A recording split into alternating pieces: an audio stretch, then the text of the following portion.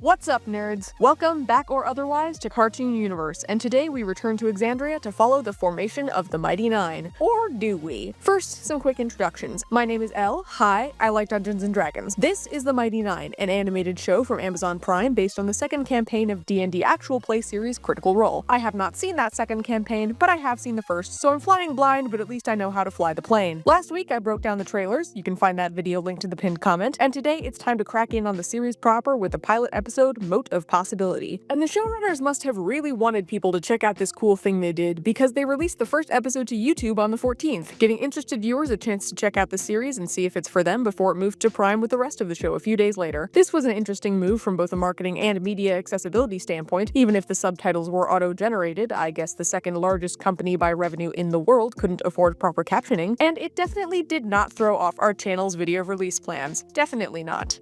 Definitely not. With that being said, if you still haven't seen the episode yet, be warned. We're going to be getting into spoilers and speculation here in this and future videos on the series, and as I try to avoid simply summarizing the stuff I watch, I'm here to give analysis and opinions, not just recaps. I'm going to talk to you like you know what I'm talking about. If you are so inclined, you have my blessing to pause the video and come back once you're all caught up. And if you still want to be here without watching the show first, that's alright. I'm not your mom, I just want you to know what you're getting into. Speaking of getting into it, let's get into it. This first episode arrives with a bang. Several, in fact. The cold open not only establishes the main MacGuffin, the Luxon beacon, and gives us an action-packed heist sequence, but beautifully sets up the overarching conflicts and complexities of this world. On one side of the conflict, the Kreen dynasty is overwhelmingly dark. In fact, I wondered at first if it was part of the Underdark, but it isn't dank, claustrophobic, or grim. It's populated by D&D's traditionally evil races, drow, minotaurs, and bugbears, yet they show empathy, respect, and love. Side note, considering he got a whole establishing shot that hasn't been followed up yet, I'd bet that drow doing the anime cool guy pillar lean is going to be important, especially since I'm pretty sure that's also him in the title sequence with the beacon. The religious rite they perform could be read as a blood sacrifice, but both Killer and Killy believe it to be a mercy. And in a world of gods and magic, who's to say her soul isn't genuinely in a better place? Their faceless army fights with brutal determination, but they do so in defense of their holiest relic, and their tactics are no worse than their targets. Speaking of whom, the thieves aren't implacable villains either. Their heist is cold, calculated, and cutthroat, but they're also collaborative, calling out to each other by name and relying on each other for backup. And they need that backup because they're not invincible. They take hits and make tactical errors. 7 minutes deep into this show, before any of the actual leads have shown up, you have no idea who's in the right, no idea who to root for. Both sides are equally enigmatic, violent, flawed, and human. And that is the background against which our story begins. As the creators promised, this show is taking its time to set up the world, to tell this story in a way they couldn't in the original campaign. In an RPG, you're locked to the characters' perspectives, only able to put things together after the fact, which can certainly be interesting in its own ways, but TV has different expectations and it doesn't have the same limits. The show regularly cuts away from its main cast to delve into world building and politics, and I'm a sucker for both of those things, so maybe this is just me, but it only makes things more interesting. This kind of structure sets up conflicts and consequences before the characters can encounter them, informs their actions in ways that get the audience anticipating and speculating rather than just reacting. I mean, look at the scene in the Cerberus Assembly. One of the tensest scenes of the episode didn't feature any of the main leads, but it so perfectly set up everything they'd be going against. It's a room of mystical politicians talking to a hologram. It's like if Star Wars Episode 1 was good. And that's not the only genre bending going on here. While this series is sold mostly as fantasy action adventure, between our main characters so far being cops and robbers, the focus on international, institutional, and internal politics, crime scene investigation, and rampant corruption, this pilot leans heavily on the tropes of crime drama, and a lot of that visual language appears in the presentation of magic. In the opening heist, from placing explosives on the door to diving off a building to escape, magic takes the place of gadgets and getaway cars. When Bo tracks Xenoth's dealings, the Residuum lab has the layout and feel of a drug farm. Speaking of, hi Residuum, haven't seen you since Vox Machina, it's good to have you back. Dairon's conspiracy board is revealed by what is functionally a fantasy blacklight. It's also prime real estate for Easter eggs. Fans, let me know if you've spotted anything interesting. Heck, I first thought Caleb getting spooked by an invisible dog might have been an animation error, but no, that turned out to be a magical burglar alarm. Not that this series is just using magic as a one-to-one replacement for technology. Between the nebulous powers of the beacon and Caleb's end-of-episode ritual, there are points where magic feels truly magical, and the visual presentation of various spells, from the leaf pile of Featherfall to shattering a portal through space to super speed leaving sketchy afterimages in its wake, showcases the creativity and skill of the animators. Beyond informing the genre and tone of the series, heavy emphasis is placed on the importance of spell components in this story. This is a familiar obstacle to many D&D players, an element of the magic system rich with potential for fun and frustration. Bending the laws of reality isn't something just done on the fly. Just about any spell more powerful than a cantrip requires specific components, which can be verbal, such as chanting or magic words, somatic, such as hand signs or other movements, or physical, which can range from junk to gemstones. If you can't access those components, you can't do magic, a barrier to entry which the show weaves into its class hierarchies and characterization. Where Ikathon's government sponsorship affords casual lobotomies and Volstrucker agents' residuum implants, Caleb has to lie, beg, and steal for less than a minute of kitty resurrection. No wonder he cared so much about just a bag of junk. Speaking of Caleb, it's time to finally talk about the characters. Remember what I said earlier about following the formation of the Mighty Nine? Because that's not what's happening. Not yet. In the entire first episode, we only meet 4 of our 7 leads. Only 2 of them meet each other, and the last one barely even counts. For a show named after and promoted on its party, this is a bold move, but one that promises to pay off with time and takes full advantage of the change in medium. In the group setting of a D&D campaign, the overwhelming majority of scenes are going to revolve around the group as a group. Story-wise, everyone gets equal and consistent time in the spotlight, and mechanically, don't split the party is an adage for good reason. In the structured world of television, on the other hand, particularly in a character-driven series such as this, there is more demand to establish these characters and endear them to the audience on their own terms. Heck, we don't even learn Caleb or Not's names until the end of the episode, when they, and by extension us, have become invested in each other's success and survival. I'm excited to see the Mighty Nine finally come together, but not in a get-on-with-it way, in a how will these characters play off each other way. These slow-burn character introductions only stoke my anticipation of their eventual encounter. The way this writing is building up, if the next episode is just introducing the rest of the leads, the Carnival Flyers and Beacon Vision certainly indicate that Mollymock's on his way, if we don't get the actual Mighty Nine until episode 3, I would not have a problem with that. Because, yeah, the characters established so far have been absolutely gripping. Caleb cuts a classically complex figure, one whose integrity holds strong in the face of overwhelming odds by being rooted in a foundation just as dark as its circumstances. The title sequence, assuming that's him in front of the house fire, and his tormentor's terror present his pyromancy as a force of destruction, but when we finally see him actually perform a spell, it's an act of restoration, of love, specifically cat love, which as we all know is the best kind of love. He has robbed and stolen, has killed and will kill again in the name of his magic, but rather than coming off as power hunger, his crimes are clearly driven by a desperation to recover what has been lost. Then there's his new best frenemy, Not the Brave, whose insistent punctuation highlights the telling nature of that title. Not has a significant selfish streak, a sneak thief, an alcoholic ready to turn on her partner in crime for money, but between Caleb's reaction to her race, her needing him to buy booze for her, and of course seeing a government official publicly vivisect another goblinoid, who else is looking out for goblins but themselves? Unlikely as it seems that her half-mask would fool anyone, that she feels the need to disguise her race at all speaks volumes. Volumes amplified by her own clear insecurity about her appearance. Much as she clowned on Caleb for it, she also has a bag of sentimental junk. And as transactional as it seems, her interest in Caleb's magic is particularly telling. Did you notice how when he talked about his lost power, her first assumption was that he was cursed? Perhaps she was so quick to associate his downfall with mystic interference due to personal experience. These two characters pair perfectly together, and I can't wait to see them learn to work together, to learn more about each of them, and to see them both grow out of the gutter together. And then, on the other side of the law, but not necessarily the right one, we have Beauregard, who was probably the biggest surprise to me. Between her trailer appearances and opening shots, Beau was pitched as a cocky bruiser, an undauntable physical opponent who would just keep swinging. A basic archetype, but one that can be done well. So imagine my surprise and delight when she shows up and immediately whips out some Sherlock Holmes-style crime scene observation. I'm sure the plot compression of this series is backing her up, but her spot-on recreation of the cold open is impressive, and it's consistent with that indomitable character previously shown, one defined by determination mentally as well as physically. She single-mindedly barrels through her master's prejudices to arrive at the truth. She's deeply devoted to the principles of the Cobalt Soul, to the exception of its corrupt leadership. In argument and combat, she is completely without filter. Her flaw isn't lacking smarts, it's lacking subtlety and shame, and I can see that getting her into trouble going forward. Dairon has chosen Beau to oppose the Volstruckers, to fight nobody with nobody, but we've already seen Beau's ego chafe against being nobody. And based on Dairon's commentary, I can't wait to find out what specific cocktail of daddy issues are to blame. Finally, there's the 4th member of the party, or considering how brief her appearance was, maybe 3rd and a half. Throughout the lead up to the series, Yasha got the least airtime of any member of the party, missing from several trailers, group shots, and now the first 44 minutes of this 45-minute episode. Her appearance in the intro is particularly interesting, immediately preceded as it is by the tarot card Death. Ominous, for sure, but also a symbol of change and rebirth. Punctuating this pilot episode, Yasha's appearance is one big question mark. Whose side is she on? She looks Kreen, she's looking for the beacon like the Kreen, but she's also killing a lot of Kreen. What's her species? Is she a Goliath, Domthir, Aasimar, something else? What's that symbol on her neck? I thought thought it might be the Cerberus Assembly sigil, but no, they don't match. And how in the nine hells is this one-woman army going to end up with the Mighty Nine? As any good first act should, this pilot episode has introduced so much to love and even more to anticipate and speculate upon. I didn't even get into the visions the beacon gave Ikathon. I recommend watching those at 1/4 speed for the truly invested. If this pilot has you hungry for more Mighty Nine, check out the series on Amazon Prime, or the original campaign here on YouTube if you have the time for it. And if you're interested in more from me on the Mighty Nine, give this video a thumbs up, and be sure to subscribe so you don't miss any of my future videos. If you have your own observations to share, leave a comment below and check out the Cartoon Universe Discord in the pinned comment. Let me know if I missed anything, you might get a shout out in a future video. No spoilers though. Until next time, thank you so much for watching, and may all of your spell components be easily obtained.